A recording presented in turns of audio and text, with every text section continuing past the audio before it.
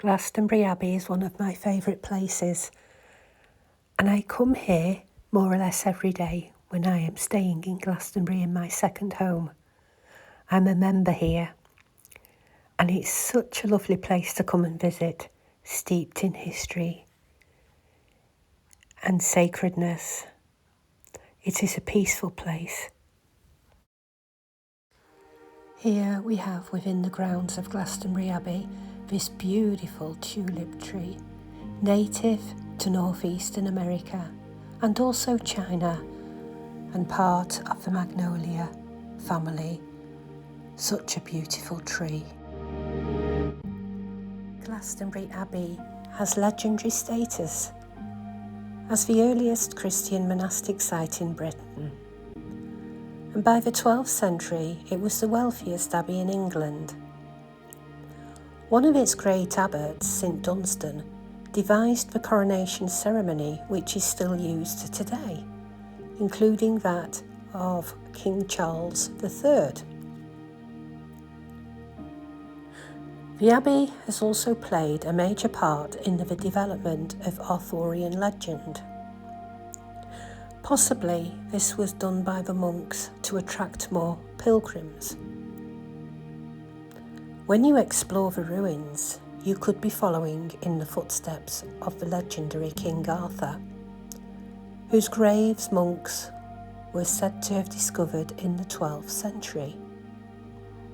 There are, of course, other ancient kings buried here. In 1250, Glastonbury Abbey featured in Matthew Paris's map of the world, and today welcomes visitors from around the globe to discover the history, the heritage and legends and spirituality of this nationally important ancient monument in the heart of Somerset. Here is St Joseph's Well, known as the Black Well. We walk into here, the Lady Chapel, with its altar at the front. It is one of the most impressive late 12th century monuments, and its walls survive to full height. The Lady Chapel was dedicated to Our Lady, the Virgin Mary.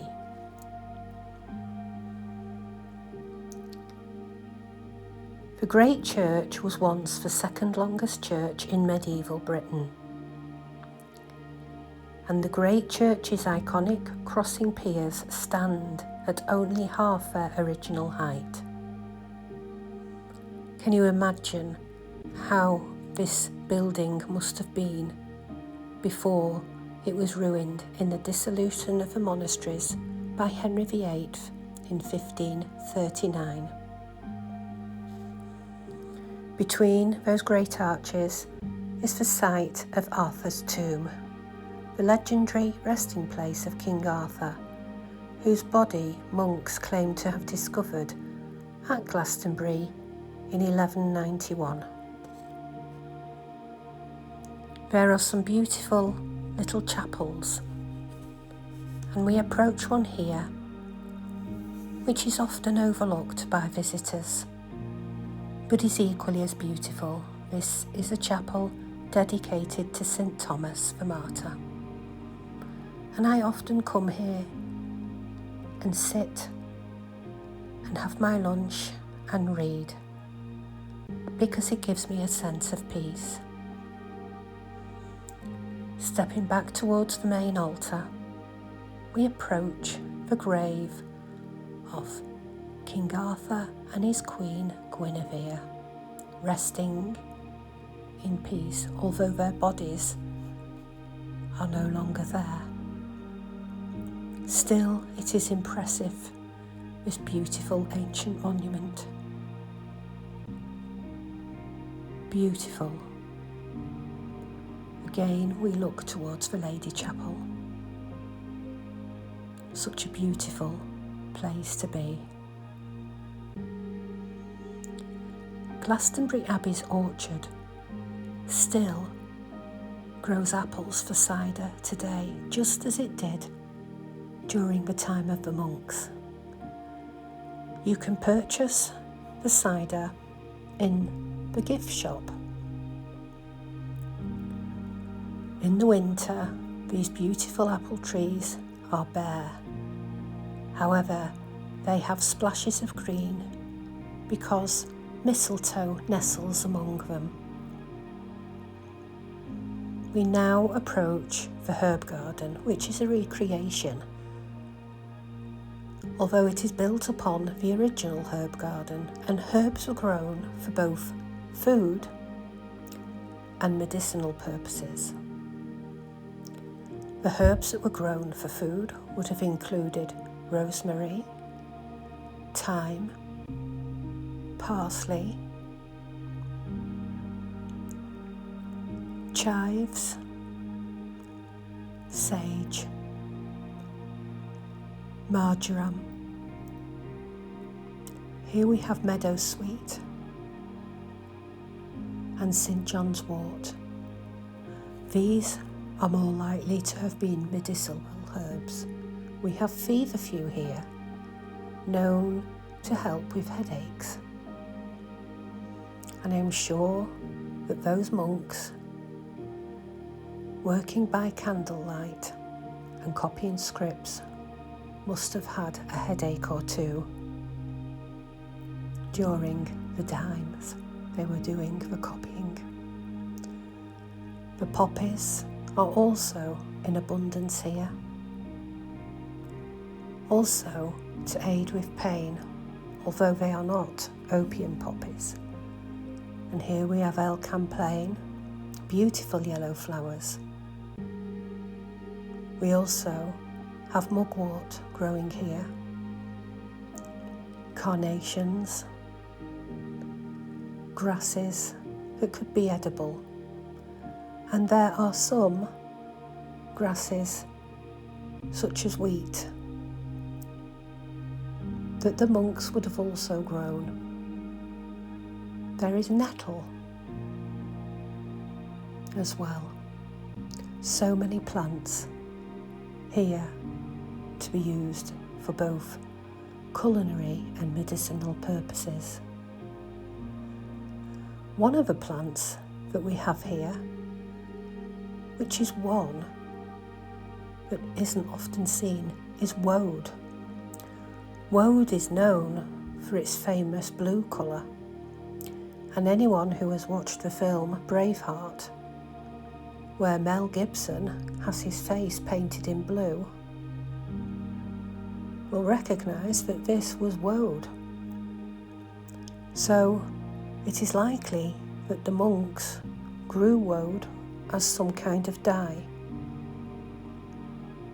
An abundance of marigolds grows, and marigolds are also used medicinally.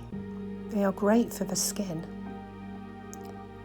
Here is chamomile, and we are approaching the woad now. The little black seeds dancing. This is woad. Such a beautiful plant. The garden is abundant, and it's a beautiful place to be. And moving from the garden, we're now approaching the monk's kitchen, or rather, it is known as the abbot's kitchen. This is actually the only part of the abbey that is still intact. It has great acoustics inside, and the chimney has been built with a domed effect so that the smoke could rise out, but it kept the rain out as well. Each corner has its own chimney, and this is where food will have been prepared.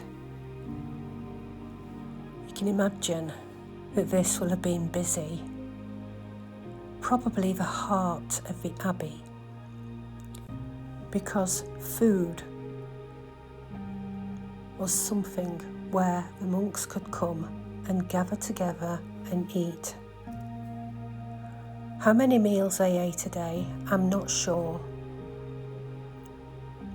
whether it was one meal a day or two, but it is likely that they rose early in the morning for prayers and then possibly ate, and then ate again in the evening, and then attended prayers before retiring. But this is such a perfect example of what the Abbot's kitchen was like. The museum shows you how the Abbey will have looked, and you can just imagine and see how grand it will have been on the scale of a cathedral, really. This little museum contains all the things that have been found on the site of the Abbey, where there have been archaeological investigations. We can see remnants of statuary, well worn, remnants of pillars and window decorations, and a grotesque face or two. Scary, but also intriguing. It's worth a visit to the museum, and on a hot day, such as it was when I visited, reaching almost 40 Celsius, it was a welcome cool because they have air conditioning. And there are not much, but all these items on display will have been in the Abbey when it was functioning prior to 1539, which is when the Abbey was sadly destroyed by Henry VIII. It has a long history, the Abbey, and it is said that the first Abbey was just a simple wooden hut. And then, over time, it grew into the majestic building that it was before it was sadly destroyed. Looking at the beautiful carvings, the stained glass, you can imagine how it will have looked. It's worth coming here for a visit, so if you do come to Glastonbury, do come to Glastonbury Abbey. It's such a beautiful place and it is so worth a visit. You can spend the day here. You can go back into the town and come back into the Abbey on your ticket. And you would not believe that you were in the centre of Glastonbury. The Abbey is my favourite place to be. I feel a sense of ancient wisdom within these grounds, an ancient wisdom that goes back to pre-Christian times. Because of course, it is very likely that before Christianity reached Glastonbury, that there was something older on this site prior to the Abbey being built.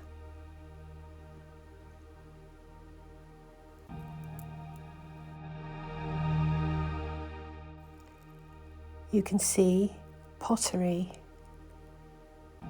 from the medieval period, and you get some information about Henry VIII. You can even dress up too in the costumes that they have. But everything is worth seeing. There are places like these ancient monuments. These will have at one time been placed within the Abbey as tombs. And here we see a great lintel. And look at this oak door. How impressive with that. This is an original oak door that will have been in the Abbey.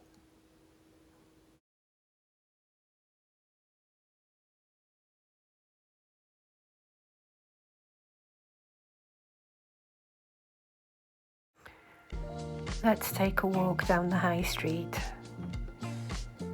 Glastonbury has an abundance of shops. There are so many crystal shops here, so many pagan shops. You are spoiled for choice, absolutely. There are plenty of cafes as well, so you can choose where you want to go for a coffee. One of the best cafes I would recommend is Rainbow's End.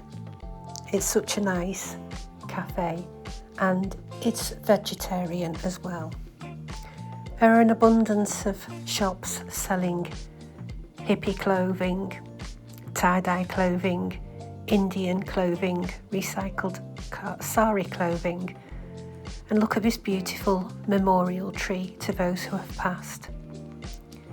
There's a butcher's to the left of that shop, or rather to the right of that shop. And here we have a shop called Imaginarium. And it has such a wonderful display in the window. And look at that artwork as well. There's a crystal shop over the road there. In fact, there's actually two. There's one further up the street as well.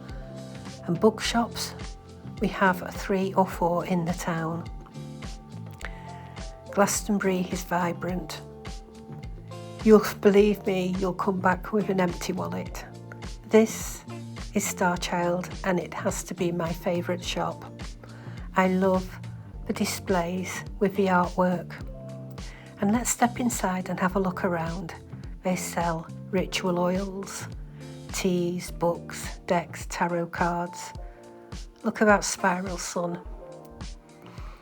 They sell beautiful candles, colours of the chakras, the peace candle, taper candles, and of course, herbs. Lots and lots of herbs. They do zodiac and planetary candles and their famous melting candles, which are at the back there. And they are great for that melting candle look effect. Here we have the crystal shop. Such a beautiful shop, and they always have offers on. You can often go in and they will have crystals or certain crystals at half price, like blue crystals or purple crystals, for example. So it's such a good shop to visit. I've had many a bargain or two from there. And here's a small shop selling photography, and the woman who does the photography is absolutely brilliant. And this shop sells clothes made in India, but they're beautiful, made from recycled saris and such. And here is another crystal shop. Look at the lovely mandalas in the window. Again, this crystal shop is expensive. Look at that little doll's house. How enchanting is that? Here's another good shop. This has been in Glastonbury a long time. Man, Myth and Magic. It's a very popular shop in Glastonbury. And here we are approaching the Abbey. Coming along, because on this day I decided to take a walk up to the Abbey shop and stop and look at some plants on the way. I noticed that there was mugwort growing, which is here. A plant I've worked with myself and grown. It's relatively easy to grow, is mugwort. And then we are approaching here mullein.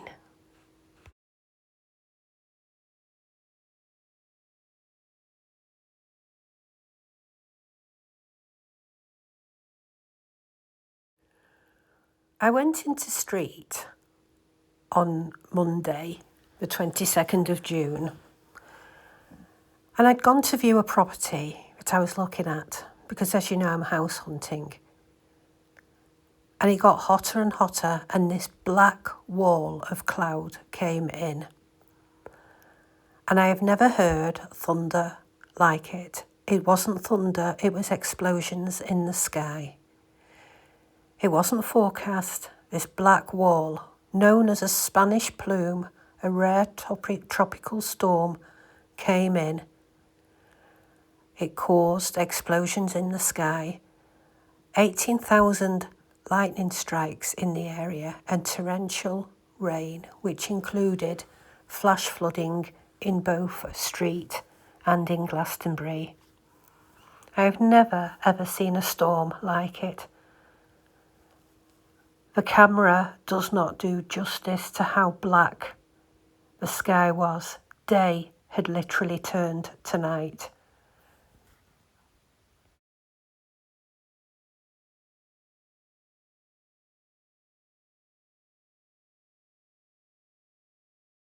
And I thought I would show you a tour of my caravan home. This is where I stay when I'm in Glastonbury. I love my little caravan home, and it's served me well over the years and is still going strong. At the moment I use it as a base when I'm down here property hunting. So let's have a tour. As you can see, we are stepping into the kitchen area. I have a really good gas cooker here. Serviceable kitchen unit. And of course my photographs which I've taken. And some which I've bought.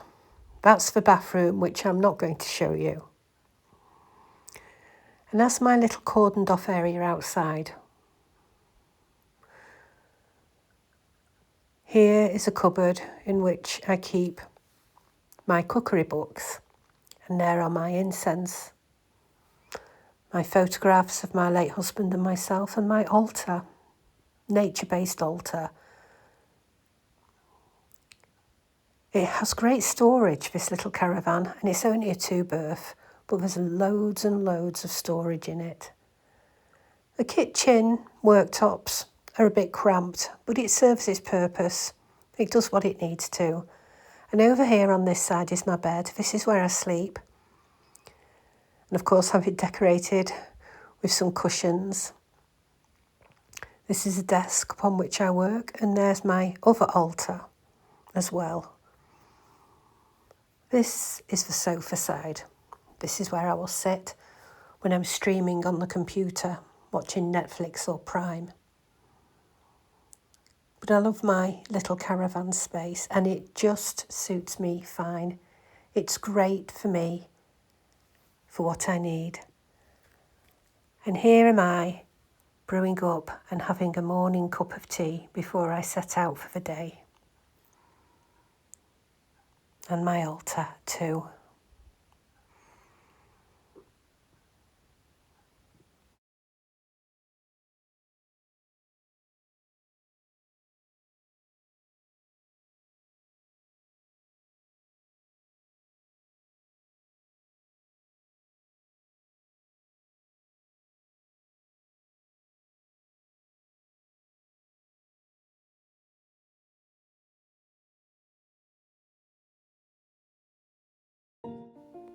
When I got back to Cheshire, a couple of days later, it was the strawberry full moon, and I decided to honour it in a small ritual in my backyard, selecting some crystals and some candles and preparing for my ritual at sundown.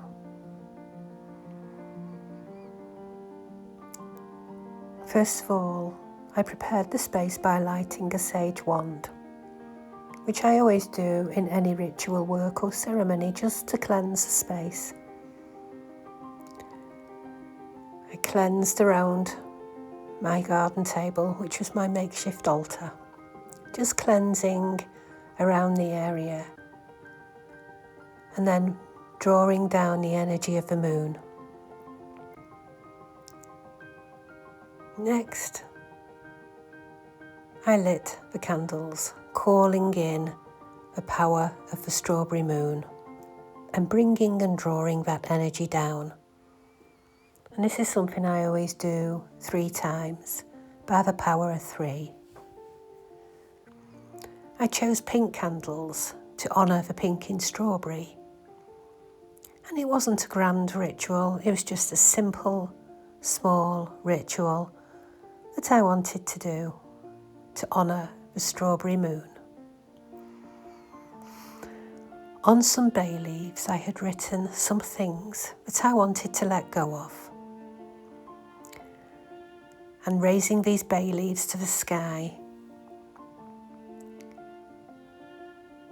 and calling on the power of the moon to absorb and take away what I was letting go of, I then burned these bay leaves. Of course, I put them in a heat-proof dish.